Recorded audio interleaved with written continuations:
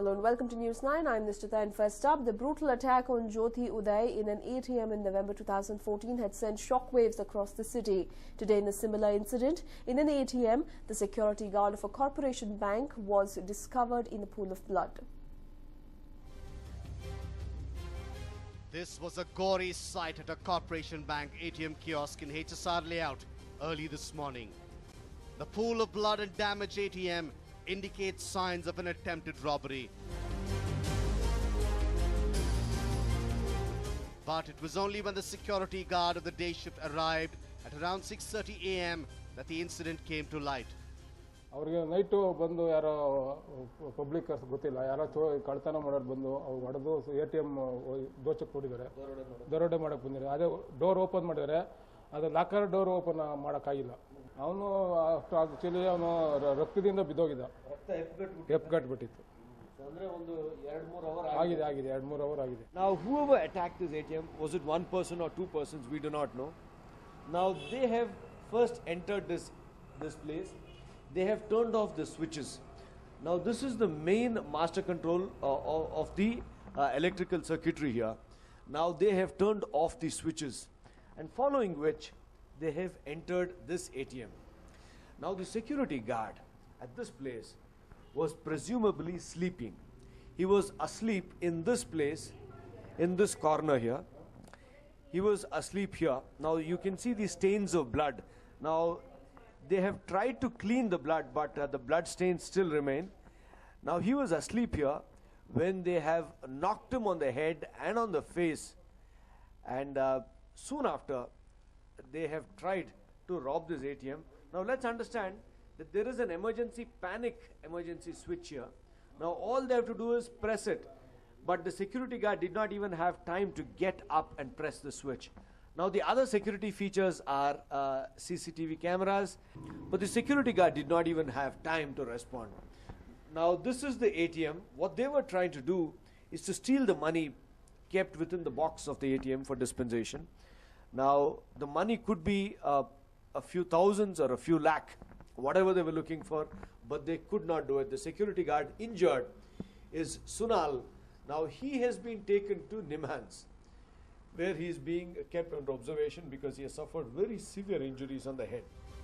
It is suspected that the incident occurred at around 5 a.m. The attacker's attempt to break through the ATM machine was evidently unsuccessful. From the CCTV footage gathered by the police, it was discovered that the attacker visited the kiosk twice last night. He planned the attack on his third visit.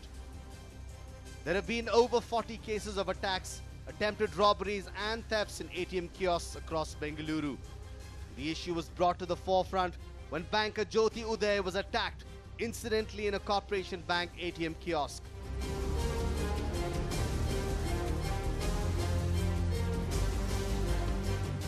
What's to be noted is that Jyoti's violent attacker is still at large. Today's attack on the unsuspecting security guard was nothing less brutal either. The cops have stated that they've spread a net to nab the culprit based on the evidence collected so far. So with a security guard, these men who are presumably, it's more than one person, these men have attacked this ATM and severely injured the security guard. Now thankfully they have not been able to steal the cash from the ATM.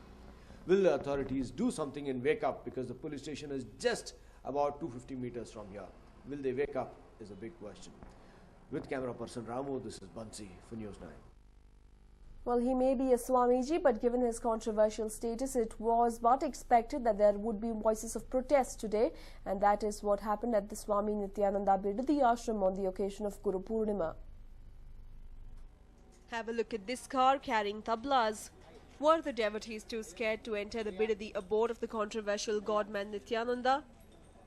While the ashram did see a trickle of devotees entering its gates, the actual drama was outside on the road leading to the Bidadi ashram. These persons, sporting the familiar red and yellow scarves, are members of the pro-Kannada activist group and are venting their anger at the godmen.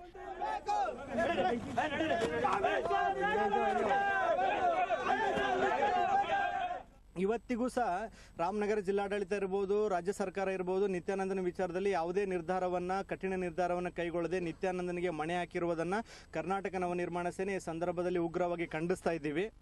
The activists were not done yet. Besides raising slogans against the controversial godman, they also burnt rubber tires.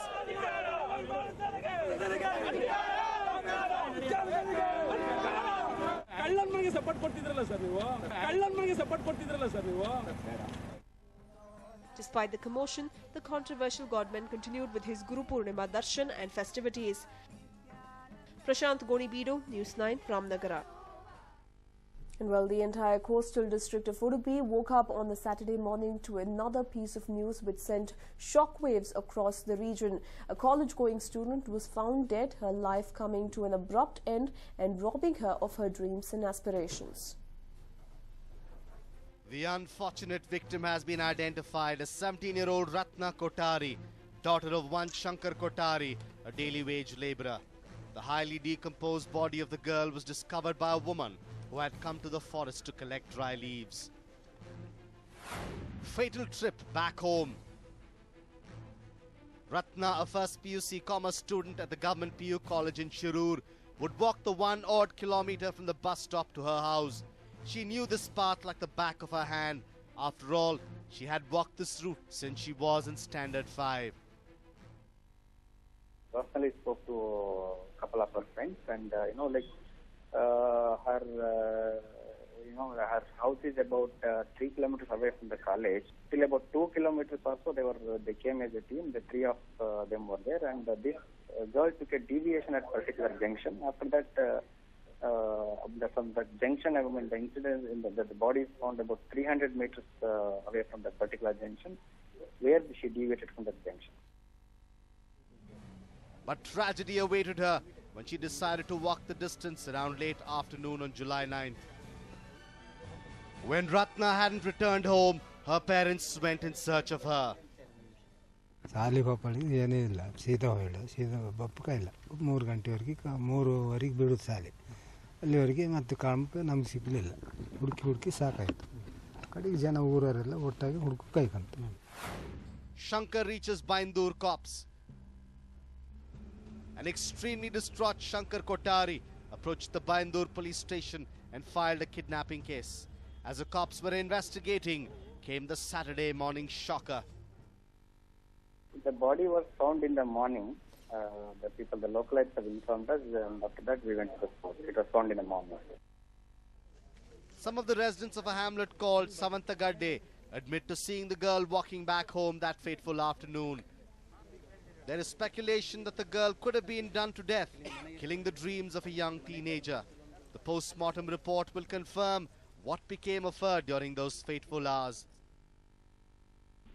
No, first of all, we are not sure about the cause of death and how it has happened. More than the cause, how exactly the death has happened.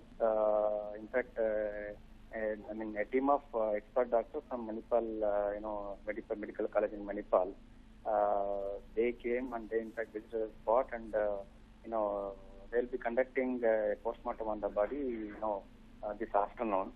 Only after that, once we get to know the cause of death and the mode of death, then we'll be able to, come to a conclusion how it has happened and possibly who would have done it. So, till we get to know the cause of death and the mode of death, it's difficult, I think it's very premature for us to comment on the suspect or anything like that. At the same time, there is speculation that Ratna could have been bitten to death by a snake.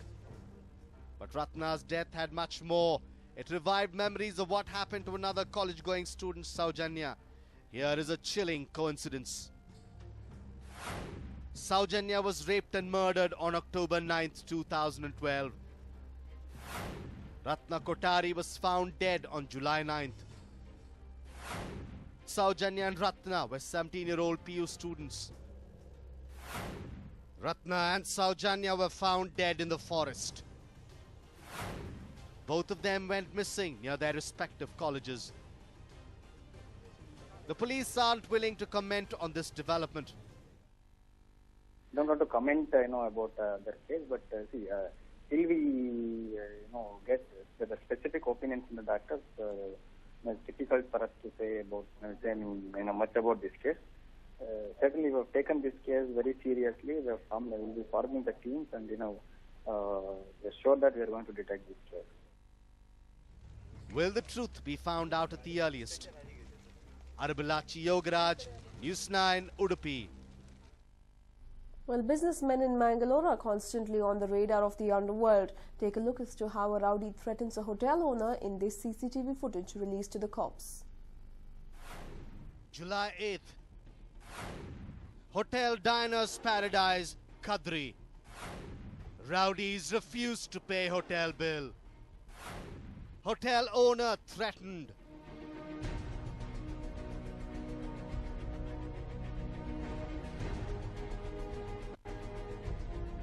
The group of men who created a ruckus at the hotel claimed to have underworld connections. They said that they were part of Anna's gang. The man who threatened hotel owner Wahid with a knife is said to be Santosh Raj. How did the story end? To the hotel owner's luck, a police inspector is said to have entered the hotel. It is learned that Santosh fled after seeing the cop, but he did not stop there. July 9th, Hotel Diners Paradise, Kadri. Santosh vandalizes hotel.